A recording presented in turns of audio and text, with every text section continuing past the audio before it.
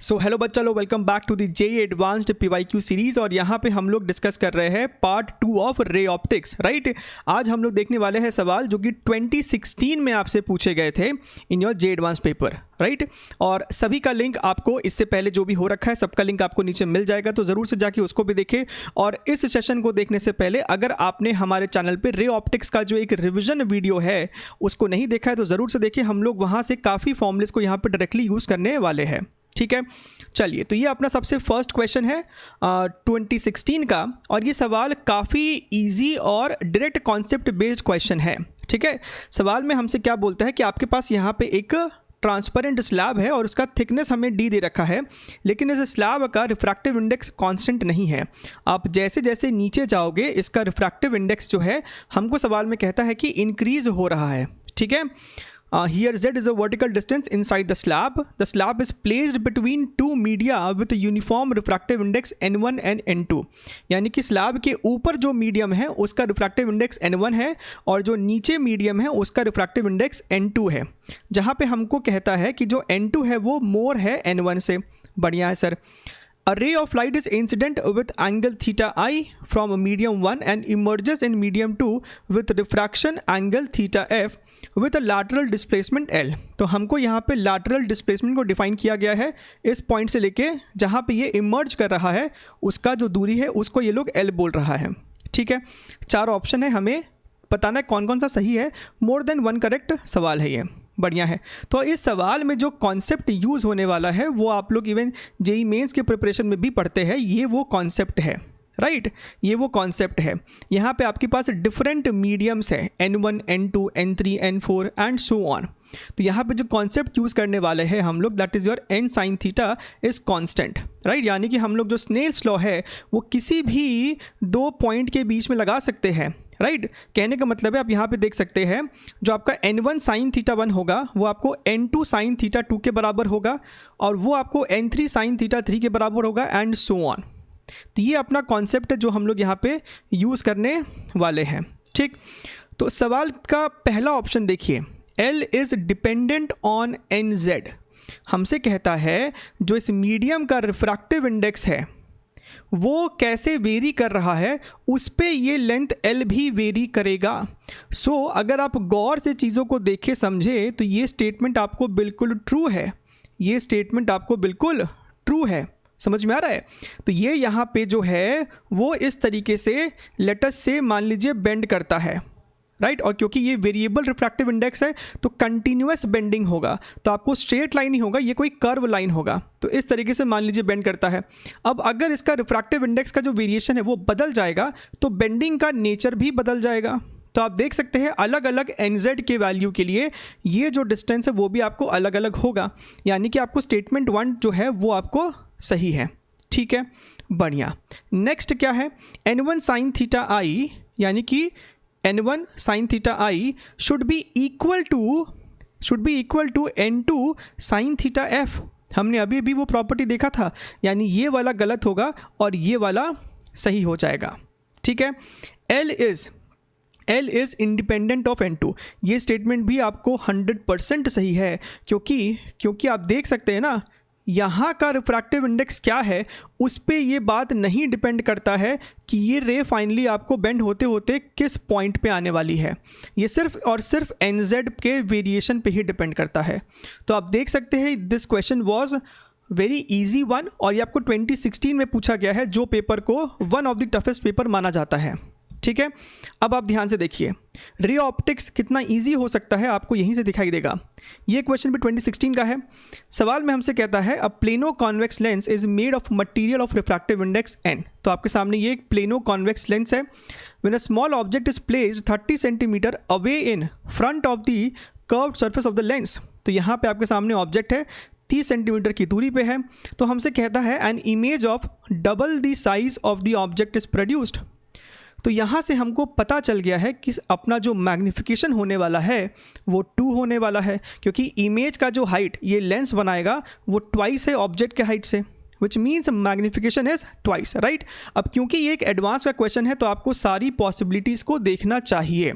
यहाँ पे आपको मैग्निफिकेशन +-2 होगा, यानी कि +2 भी हो सकता है और -2 भी हो सकता है। अगर आपको लेंसेज का कंडीशंस या फिर केसेस ध्यान में है तो मैग्नीफाइड इमेज 2 सिचुएशन पे बनता है। अगर आपका ऑब्जेक्ट जो है वो इस ऑप्टिकल सेंटर और फोकस के बीच में है तब भी आपको एक वर्चुअल मैग्नीफाइड इमेज बनता है, और अगर आपका ऑब्जेक्ट f एंड 2f के बीच में है इवन देन ऑल्सो आपको इमेज मैग्नीफाइड बनता है, लेकिन तब वो रियल और इन्वर्टेड होगा, राइट। सो मैग्नीफिकेशन अगर -2 है विच मीन्स इन्वर्टेड और रियल इमेज बना है, और अगर +2 है मतलब कि आपको इमेज वर्चुअल और इरेक्ट बना है, ठीक है।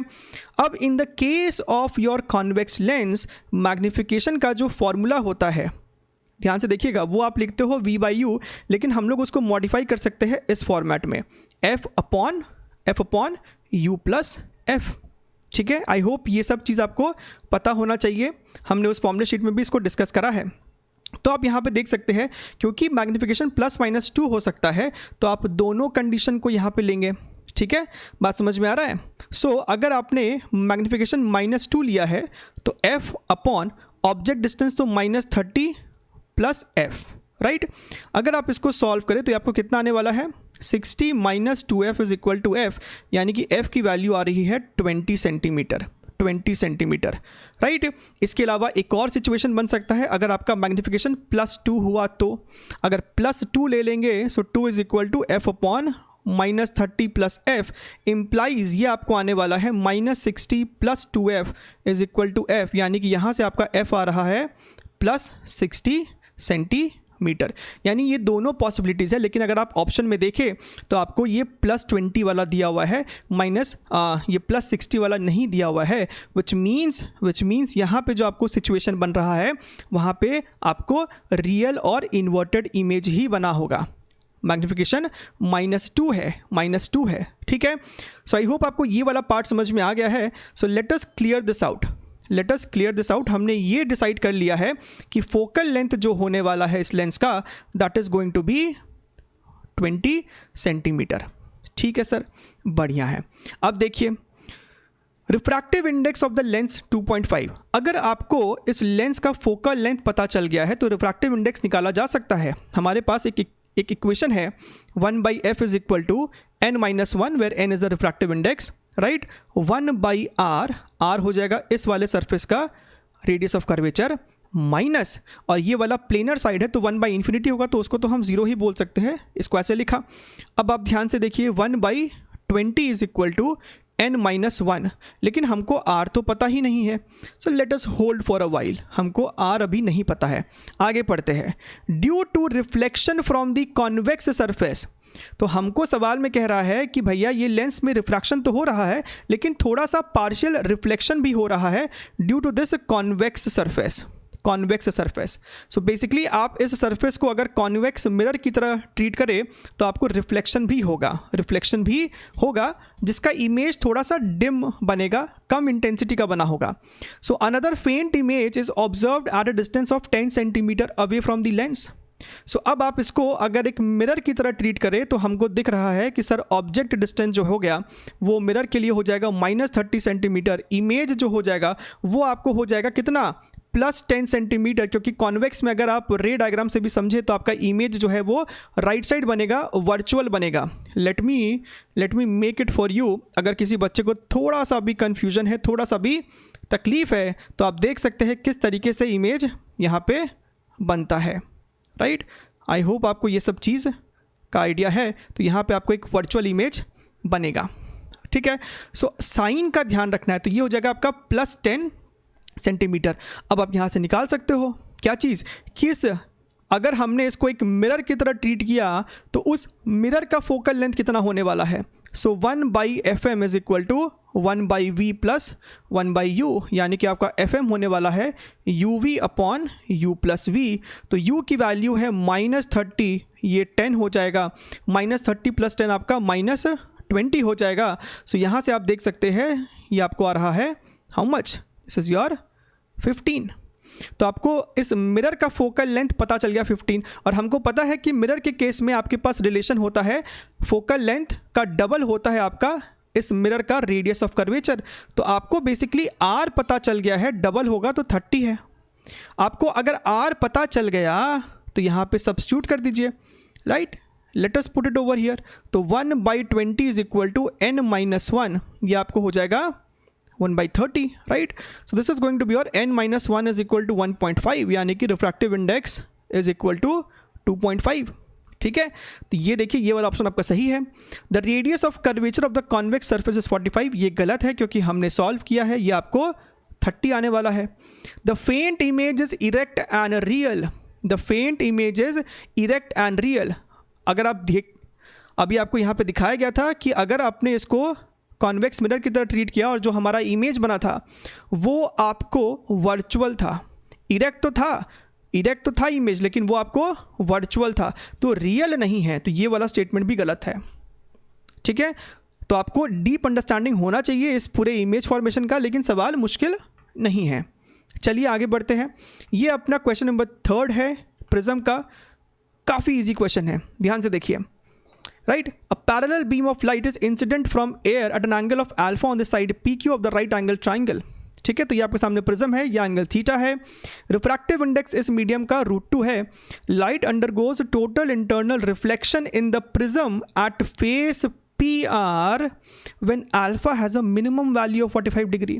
तो जब भी आपको सवालों में ऐसा कुछ बोलता है ना, मिनिमम या मैक्सिमम, समझ लीजिए कि आपको जहाँ पे आपको TIR वाली बातें की जा रही है वहाँ पे लिमिटिंग केस के लिए सॉल्व करना होगा, यानी कि यहाँ पे जब रे पहुँचेगा तो क्रिटिकल एंगल पे इंसिडेंट होने वाला है। बात को समझिएगा थोड़ा सा। ये आपको इस तरीके से एक रे ऑफ लाइट यहाँ पे आ रही है, ठीक है।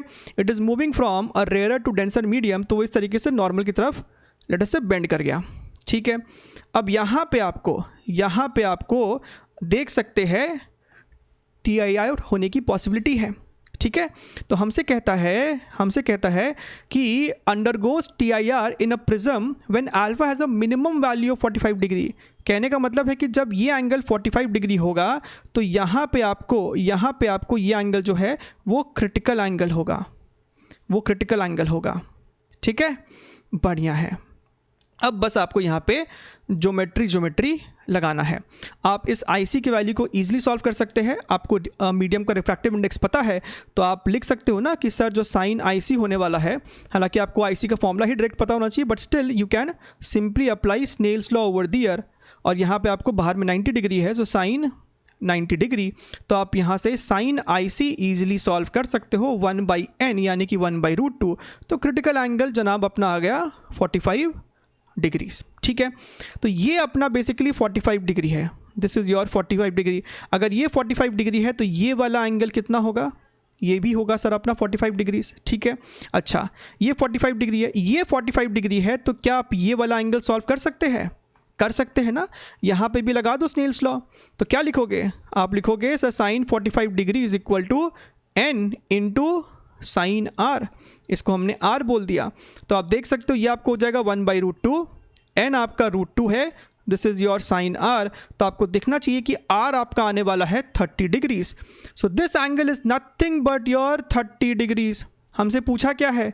हमसे एंगल थीटा पूछ रहा है।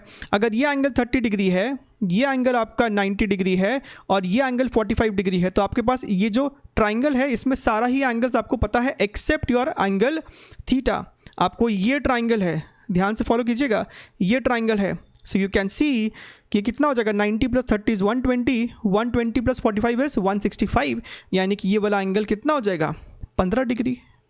हो गया ख़त्म, ऑप्शन नंबर ए, ठीक है। सो आप देख सकते हैं एडवांस का क्वेश्चन है, लेकिन बिल्कुल भी मुश्किल नहीं है, ठीक है। अच्छा, ये एक सवाल है थोड़ा सा जहाँ पे आपको कैलकुलेशन भी है, आपका इमेजिनेशन भी है, ठीक है।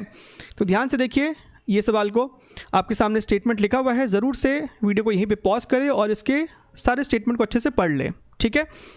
We shall move to the figure here. तो आपने अगर सवाल को ध्यान से पढ़ा तो आपने देखा होगा कि ये आपका एक लेंस है और ये जो लेंस है उसका जो ऑप्टिकल सेंटर है वो 0,0 पे है। ऑब्जेक्ट जो है वो -50,0 पे रखा हुआ है, राइट। और ये जो कॉन्वेक्स मिरर है ये आपको टिल्टेड है, यानी कि जो कॉन्वेक्स मिरर का प्रिंसिपल एक्सिस है वो 30 डिग्री इंक्लाइंड है with the axis of lens.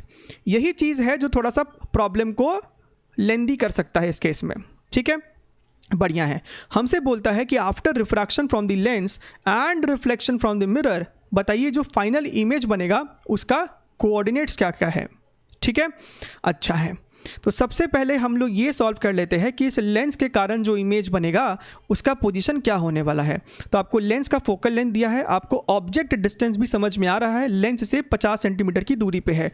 तो अगर हम लोग इमेज निकाले ड्यू टू अ लेंस तो हमको पता है कि वो होगा UF upon you plus F, UF upon you plus F, right. तो अगर आप यहाँ पे u को पुट करें जो कि -50 आएगा यूजिंग साइन कन्वेंशन, लेंस के लेफ्ट साइड है, तो ये आपको हो जाएगा -50, फोकल लेंथ अपना 30 है, डिवाइडेड बाई -50 प्लस 30, तो ये अपने को आ रहा है negative of 1500 divided by -20, so this is your 75 plus 75 centimetre. यानी कि इमेज जो आपको बनता वो आपको कहाँ बनता, वो कहीं यहाँ बनता, इमेज आपको कहीं यहाँ बनेगा। इसका मतलब आप समझ रहे हैं ना, अगर हम रे डायग्राम की बात करें तो कुछ ऐसा सिचुएशन रहा होगा, कुछ ऐसा सिचुएशन यहाँ पे रहा है। यानी कि ये जो इमेज है वो आपको इस समय एक्ट करेगा as a virtual object for this mirror. Very important to understand, this I1 is going to act as an virtual object for this convex mirror. ठीक है, अच्छा है। तो इसको फिलहाल हटा देते हैं just to avoid any diagram complications. अब यहीं पे एक छोटा सा कैच आ जाता है कि ये I1 जो है ना वो इस मिरर के एक्सिस पे लाई नहीं कर रहा है। इसका मतलब आप इस I1 को इस तरीके से ड्रॉ कर सकते हैं, यानी कि ये जो वर्चुअल ऑब्जेक्ट होगा इस मिरर के लिए उसके पास एक हाइट है फ्रॉम दिस प्रिंसिपल एक्सिस। बढ़िया है, राइट। सो हम लोग जो u और v लिखते हैं वो प्रिंसिपल एक्सिस के अलोंग मेजरमेंट है। तो अब अगर हमको इस मिरर से इमेज फॉर्मेशन कराना होगा सो हमको ये डिस्टेंस चाहिए, this is going to be the virtual object distance. हमको ये डिस्टेंस लगेगा which is the height of the object. ठीक है, और ये अब आपको हो जाने वाला है u, यानी कि distance of object from the convex mirror. अब हम लोग इसको सॉल्व कर सकते हैं। ये अपना एंगल 30 डिग्री है and this itself is your 30 degrees, right. Watch it very very carefully, ये 30 डिग्रीज है। अच्छा, अभी हमने देखा था कि जो I1 है वो कितनी दूरी पे है, 75 सेंटीमीटर पे। अब यहाँ से लेके यहाँ तक, यहाँ से लेके यहाँ तक, वॉच केयरफुली, यहाँ से लेके यहाँ तक आपको 50 सेंटीमीटर है, तो जो बचा हुआ है वो कितना है, 25। So this fellow is your 25 centimetre. तो क्या आपको समझ में आ रहा है कि ये जो u होने वाला है दैट इज जो 25 cos 30 डिग्री। तो हम यहाँ पे लिख सकते हैं u is equal to 25 cos 30 degrees, right. और जो आपका हाइट ऑफ ऑब्जेक्ट है वो आपको हो जाएगा 25 sin 30 degree which is your 25/2। ठीक है, और इस कॉन्वेक्स मिरर के राइट साइड है ये सब कुछ, यानी कि ये जो ऑब्जेक्ट डिस्टेंस होगा आप उसको पॉजिटिव लेने वाले हैं। बढ़िया है। ये मिरर का आप अगर सवाल पढ़ के आए होंगे तो वहाँ पे लिखा था कि मिरर का रेडियस ऑफ कर्वेचर 100 है, विच मीन्स इसका फोकल लेंथ 50 हो गया। अब पता कर लेते हैं कि इस मिरर के कारण आपको इमेज कहाँ बना है। सो अगेन मिरर के लिए आपका जो v का फॉर्मूला होगा that is going to be uf upon u minus F. Be very very careful, right. u आपका हो गया 25√3/2 multiplied by focal length is your 50, positive होगा, कॉन्वेक्स मिरर है यहाँ पे। अगेन 25√3/2 -50। तो अगर हम यहाँ से 25 को कट करें नीचे से तो ये आपको बचेगा 2। ठीक है, अब ऊपर नीचे भी 2 से मल्टीप्लाई कर दीजिए, तो ये वाला 2 चल जाएगा, ये वाला 2 चल जाएगा और यहाँ पे एक और 2 आ जाएगा। तो आप देख सकते हैं ये आपको आने वाला है 50√3 डिवाइडेड बाई √3 -4। तो माइनस साइन को तो बाहर निकाल लीजिए, राइट है, और नीचे में आपका हो जाएगा 4 -√3। तो आप देख सकते हैं आपको जो इमेज आया वो नेगेटिव आया है। नेगेटिव का मतलब है इमेज इस तरफ बना है, इमेज आपको इस तरफ बना है। एक तो ये बात क्लियर हो गया। एक और बात आपको क्लियर हो जाना चाहिए कि आपका जो इमेज बनने वाला है वो इरेक्ट बना होगा, आप देख सकते हैं ना, मैग्निफिकेशन आपका होता है यहाँ पे मिरर के केस में -v/u। तो ऑब्जेक्ट डिस्टेंस आपका पॉजिटिव है, इमेज डिस्टेंस आपका नेगेटिव आया है, तो नेगेटिव मिलके प्लस हो जाने वाला, यानी कि मैग्निफिकेशन पॉजिटिव है, विच मीन्स आपको इरेक्ट इमेज बना होगा। तो हम एक बार के लिए यहाँ पे समझ सकते हैं कि आपका जो इमेज बना होगा ना वो कुछ इस तरीके से बना होगा, आपका इमेज कुछ इस तरीके से बना होगा। ठीक है, बढ़िया है, बढ़िया है। और इमेज का डिस्टेंस क्या है, v, which is this much. तो हम यहाँ पे उसको भी डिनोट कर देते हैं, this is your, let me choose some other colour, this is your v। ये हमने पता कर लिया, this is your v, this is your v। ठीक है, बढ़िया। अब आपको अगर v पता चल गया, हमको अगर ho पता है, तो हम ये हाइट ऑफ इमेज भी तो निकाल सकते थे। We could have found height of image. तो चलिए पता कर लेते हैं। हाइट ऑफ इमेज आपको हो जाने वाला है hi/ho is equal to v/u, right. Magnitude को अभी हम लोग सिर्फ पुट करने जा रहे हैं। सो this is your ho upon v/u। अब हाइट ऑफ ऑब्जेक्ट कितना है, 25/2 लिखिए यहाँ पे, 25/2 मल्टीप्लाइड बाई v की वैल्यू इतनी है, सो 50√3 divided by 4 minus √3 multiplied by, और नीचे में u है, ये जो ऑब्जेक्ट डिस्टेंस है वो नीचे में है, तो ये आपको हो जाएगा 2/25√3। ठीक है सर, तो ये वाला और ये वाला ख़त्म। सो आपके सामने यहाँ पे बच रहा है 50/4 माइनस √3, 4 माइनस √3। तो ये आपको हो गया हाइट ऑफ इमेज। बस यही दो चीज़ हमें अब चाहिए था। अब आपका काम यहाँ पे ऑलमोस्ट ओवर हो चुका है। ठीक है, अब आप यहाँ पे ध्यान से देखिए, हमें कोऑर्डिनेट्स लिखना है, हमें कोऑर्डिनेट्स लिखना है इस पॉइंट का। आप अगर ध्यान से सोचे, ये आपका ऑब्जेक्ट था, तो ये आपका इमेज है, ये जो है ना पॉइंट, ये आपका इमेज है। हमें इस पॉइंट का कोऑर्डिनेट्स लिखना है। ठीक है, now look here very very carefully, ध्यान से देखिएगा। आप यहाँ से एक लाइन ड्रॉ करो नीचे, आप यहाँ से भी एक और लाइन इस तरीके से ड्रॉ कर दो। ठीक है, और इस वाले को भी इस तरीके से जोड़ दो। सबसे पहले तो हमें ये वाला एंगल भी चाहिए होगा। कौन सा एंगल सर, तो सर ये वाला एंगल। ध्यान से देखिएगा, we need this angle, we need this angle. ये एंगल कितना हो जाएगा, आप ध्यान से देखो, अगर ये एंगल 30 डिग्रीज है, if this angle is 30 degree, तो ये वाला एंगल 30 डिग्री होगा, तो ये एंगल आपको हो जाएगा 60 डिग्रीज। ये एंगल आपको हो जाएगा 60 degrees. So let me right it over here, इसको हल्का सा यहाँ पे मिटा देते हैं अगर, तो ये आपको हो जाने वाला है 60 डिग्रीज। ठीक है, बढ़िया है। सो इस पॉइंट का x और y कोऑर्डिनेट लिखना है। ना writing y coordinate is pretty simple, ध्यान से देखिए आप लोग। सो जो y कोऑर्डिनेट है वो उसका कितना हो जाएगा, y कोऑर्डिनेट उसका हो जाएगा v sin 30 degree, v sin 30 degree plus hi sin 60 degree. Tell me, समझ में आ रहा है बात यहाँ पे मेरा? ये जो इसका y कोऑर्डिनेट है, we want to write this total height. तो ये टोटल हाइट क्या आपको समझ में आ रहा है कि कितना होने वाला है? ये आप जब लिख रहे हो तो हमने इसको दो पार्ट में डिवाइड कर दिया, दो पार्ट में डिवाइड कर दिया। यहाँ से लेके यहाँ तक आपको होने वाला है hi sin 60 डिग्री, और यहाँ से लेके यहाँ तक आपको होने वाला है v sin 30 डिग्री। तो यहाँ पर मैं लिख डाला उसको। अब अगर हम लोग बात करें इसका x कोऑर्डिनेट का, तो ध्यान से फॉलो कीजिएगा, x कोऑर्डिनेट को थोड़ा सा ध्यान से फॉलो कीजिए। 50, ये जो आपका 50 है ना, 50 में आप माइनस कर दो सबसे पहले v cos 30 डिग्री। हमने जब इस 50 में ये v cos 30 डिग्री माइनस किया, तो अभी तक हमने इतना पता कर लिया, इतना पता कर लिया। अब हमें उसमें एडिशनल इतना ऐड करना है। तो ये कितना है, ये तो आपको हो जाएगा hi cos 60 degree plus hi cos 60 degree. Now if you see you have everything. आपके पास hi है, हाँ है सर। आपके पास v है, हाँ है सर। मैग्नीट्यूड पुट करना, माइनस साइन को मत पुट कर देना। आप जब इन सबको पुट करोगे तो आपको जो आंसर क्लोजेस्ट मैच करने वाला है with the options, that is your option number D, that is your option number D. बाकी सब आपको बहुत दूर दूर ऑप्शन मिलने वाले हैं। ठीक है, सो this is the most genuine way and एक ऐसा मेथड जहाँ पे आपको एक्चुअली में सब कुछ विजुअलाइज हो रहा है, राइट। आप यहाँ वहाँ देखेंगे तो आपको कुछ और भी सोल्यूशन मिलेगा, लेकिन वो उतना कन्विंसिंग नहीं है, right. So this is the best way to understand such problem and I hope आपको पूरा सोल्यूशन एक्चुअली में समझ में भी आया होगा और आपने यहाँ से कुछ ज़रूर से सीखा होगा। ठीक है, हम लोग मिलते रहेंगे और भी वीडियोस में। ज़रूर से कमेंट सेक्शन में लिख के बताइएगा कि आपको ये सब सेशन कैसा लग रहा है। And do watch all our PYQs and all our advance problem series videos. हम लोग मिलते रहेंगे और वीडियो में, तब तक के लिए टेक केयर, बाय बाय।